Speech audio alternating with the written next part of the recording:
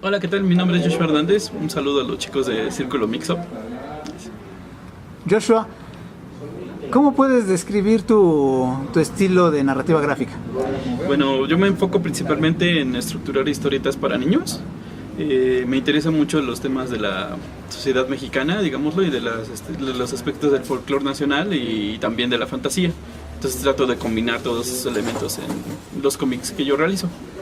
¿Tu cómic más conocido hasta ahorita es Niña Piñata?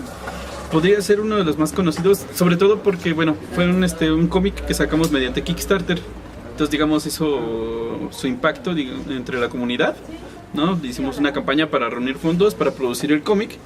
Pero lo que es en particular importante es que solamente pedimos los fondos para los interiores del cómic. Nosotros nos encargamos de las encuadernaciones, están realizadas a mano. Y bueno, en esta ocasión hicimos el cómic en pastadura, ¿no? Y bueno, es una novela sobre un mundo donde todos son piñatas y una niña descubre que tienen dulces en su interior, se vuelve adicta a los dulces y se quiere comer a las otras piñatas. También tienes los miauriachis, ¿no? Ajá. Sí, es por ejemplo, un cuento ilustrado, unos gatitos que son mariachis que buscan llevarle serenata a la luna, ¿no?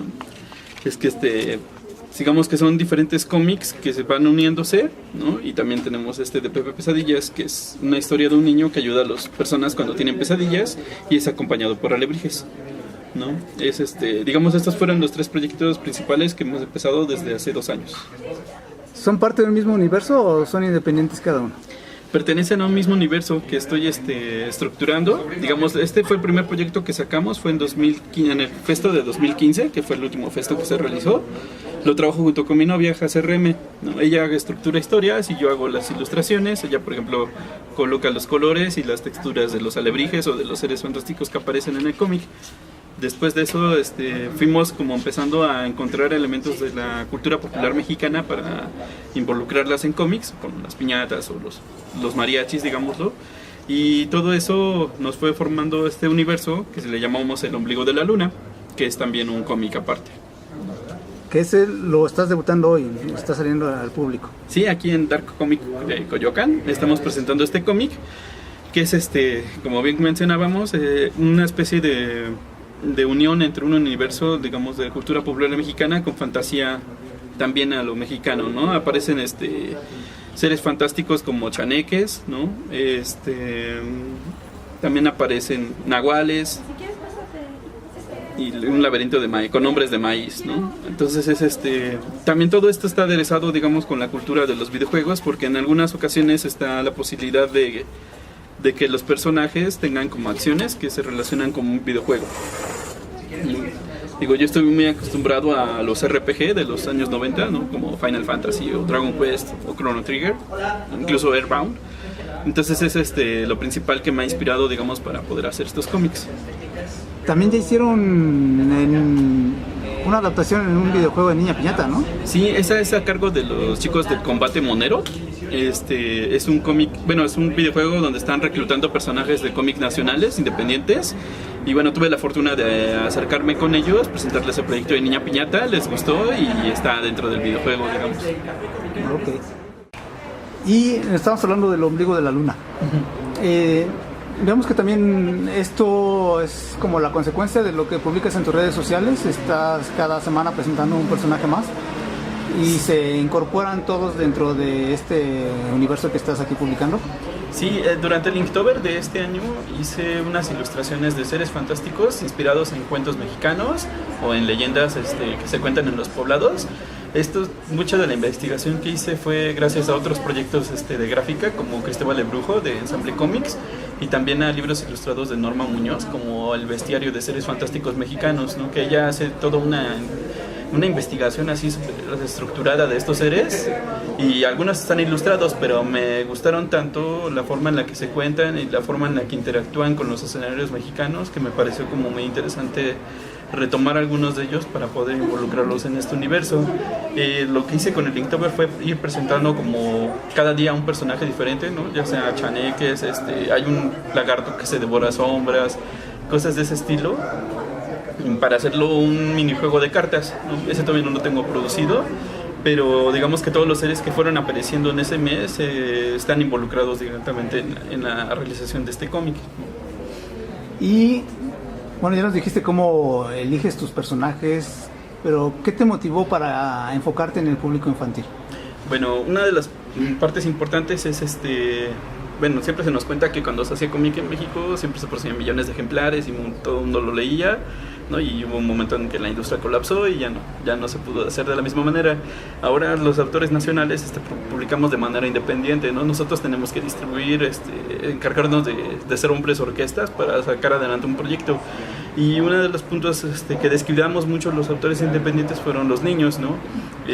A mí me tocó crecer ya en una generación en la que si yo preguntaba sobre cómic mexicano me decían que no existía, ¿no? A pesar de que se estuviera haciendo, estaba como bajo las sombras, ¿no? Y sigue estándolo, pero creo que encontrar como la posibilidad de hablarle a los niños para inculcarles de poco en poco la creación mexicana es una manera de generar lectores a largo plazo, que es a final de cuentas lo que nos hace falta, ¿no?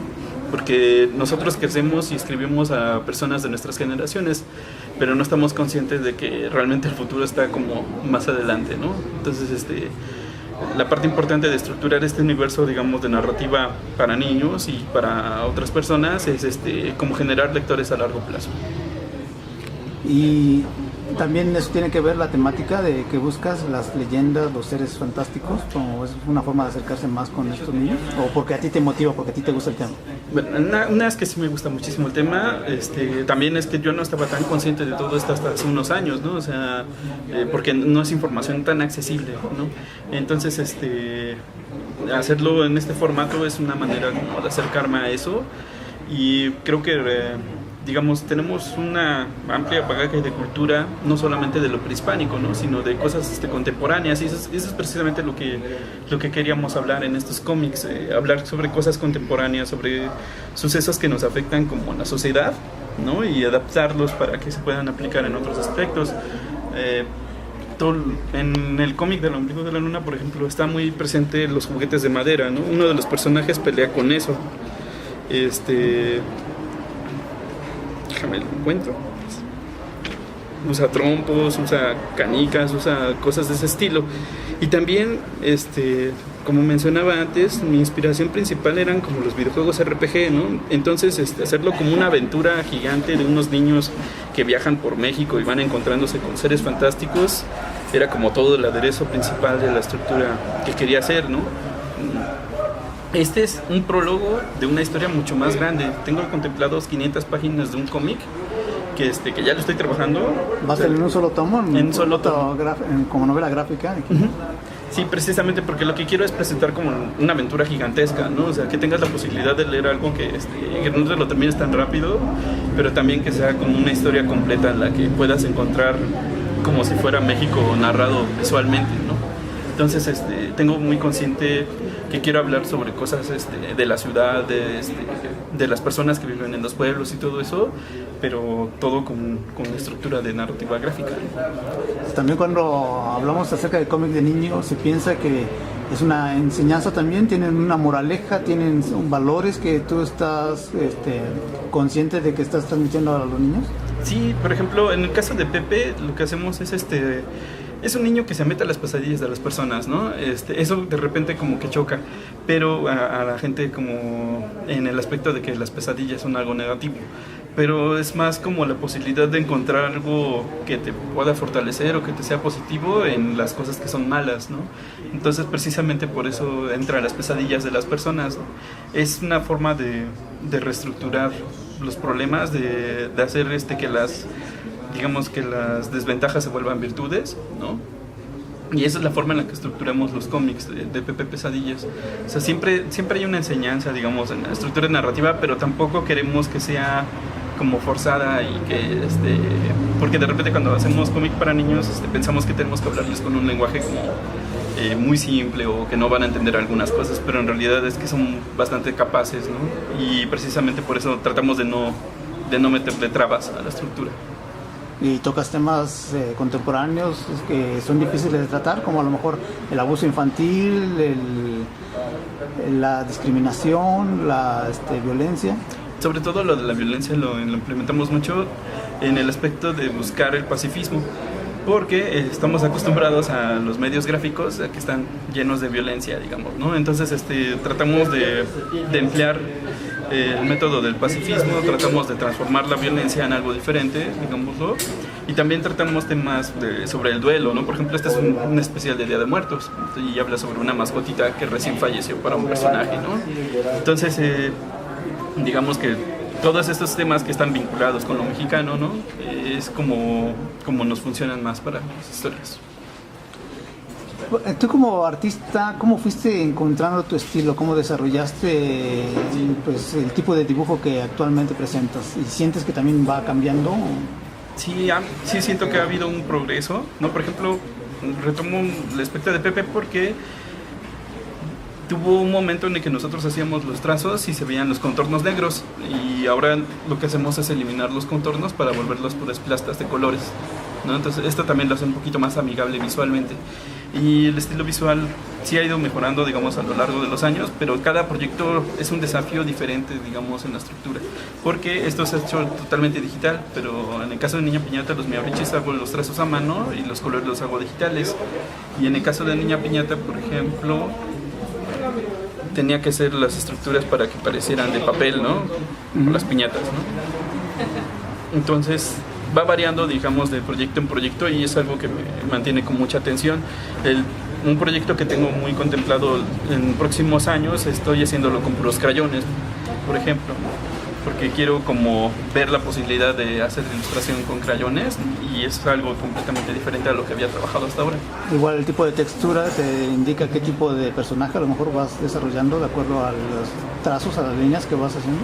Sí, sí va, por ejemplo, cada cosa lo va adaptando a distintos personajes, ¿no? No trabajo de la misma manera en cada cómic, sí va variando dependiendo de lo que me pone como desafío. Y hablando de desafíos para un autor independiente dentro de la industria, si así se le puede llamar, del cómic mexicano actual, ¿cuáles las principales dificultades y cómo las sorteas para publicarte? Las principales dificultades yo creo que tienen que ver más con distribución, ¿no? Difusión y espacios como para venta. Porque, por ejemplo, como te decía, todos nos encargamos como hombres orquesta de hacer el cómic, de imprimir el cómic. En nuestro caso encuadernamos las historietas, ¿no? Y aparte llevarlas a los eventos. Entonces es algo complicado cuando una persona no conoce por nada tu proyecto, que se vaya a vender así nada más porque se ve bonito, ¿no? O sea, mucha gente necesita como un poco más de bagaje para poder ayudar en algo o consumirlo. Entonces es muy importante el aspecto de difusión, ¿no? Porque si no sabe la gente que existe tu proyecto, es casi imposible que se vaya a colocar en algún medio, ¿no? Aunque estén en tiendas y eso, si no los conocen, no hay forma de que se consuma. Entonces es un grave problema, pero tratamos de sortearlo, digamos, estando en todos los espacios posibles. Nuestro público principal es digamos, no es el lector de cómic. Nosotros buscamos el público más casual, porque lo que nos importa, digamos, es alcanzar un público que digamos se salga del nicho de lo habitual que se consume, ¿no? Que lo norteamericano y lo japonés. Nosotros estamos como en otra vertiente. Entonces para nosotros es más importante como alcanzar al público casual, ¿no? A los niños que no tienen esta contaminación de consumir nada más un género, ¿no? O sea, que tienen la posibilidad más abierta de ver qué hay, y para nosotros es más importante acercarnos directamente con la gente. ¿Tú cómo ves la industria del cómic nacional? ¿Crees que está creciendo, está en extinción, o cuál es tu perspectiva? Yo creo que es imposible que se extinga, digámoslo, porque siempre va a haber gente que quiera crear cosas y siempre van a encontrar como los medios para producir su material. Desde hace unos años nosotros nos hemos aprovechado de los medios de producción para poder hacer las cosas. Yo sí creo que hay un crecimiento en la cantidad de autores que participan últimamente, ¿no? Que producen material y que son constantes, y lo veo para bien. También creo que ha habido una comunidad como más reciente que está unida y que comparte como sus conocimientos casi siempre, digamos, entre los autores que estamos trabajando. Entonces esos aspectos de formar una comunidad fuerte pueden ser nuestra fortaleza principal para dentro de los años que vienen. Y yo sí veo como una especie de futuro esperanzador, pero también tiene que ver como mucho de la manera en la que qué tan serio tomas el trabajo de hacer cómic. porque no es lo mismo producir un cómic y ver si se vende, ¿no? Y dejarlo ahí de lado, a estar todo el tiempo insistiendo en este material. ¿En dónde los podemos conseguir? Bueno, nosotros estamos en algunas tiendas dentro del distrito, la Nave de los Mitos, que es como un espacio donde hay muchos autores nacionales y mucho material. También estamos en Decomixado y en Global Comics, y si no, directamente en nuestras redes sociales. Yo creo que la que más sencilla de aprenderse es Pepe Pesadillas, ¿no? Sí, en Facebook aparece, pueden dejarnos un mensaje y yo les digo cómo lo hacemos para los envíos o todo eso. Los costos del material, los Pepe Pesadillas usualmente están en 40 pesos uno, y la promoción de los 4 es de 100 pesos. Es una miniserie de 4 ejemplares. El Ombligo de la Luna, que es el más reciente, está en 150 pesos. Niña Piñata está en 250, y los Miauriachis están en 50 pesos. ¿Y el que tenías atrás? Este es el flipbook de Niña Piñata. Este también está en 50 pesos. Se lo pueden llevar de regalo en la compra de este libro, ¿no? Ok, pues muchas gracias.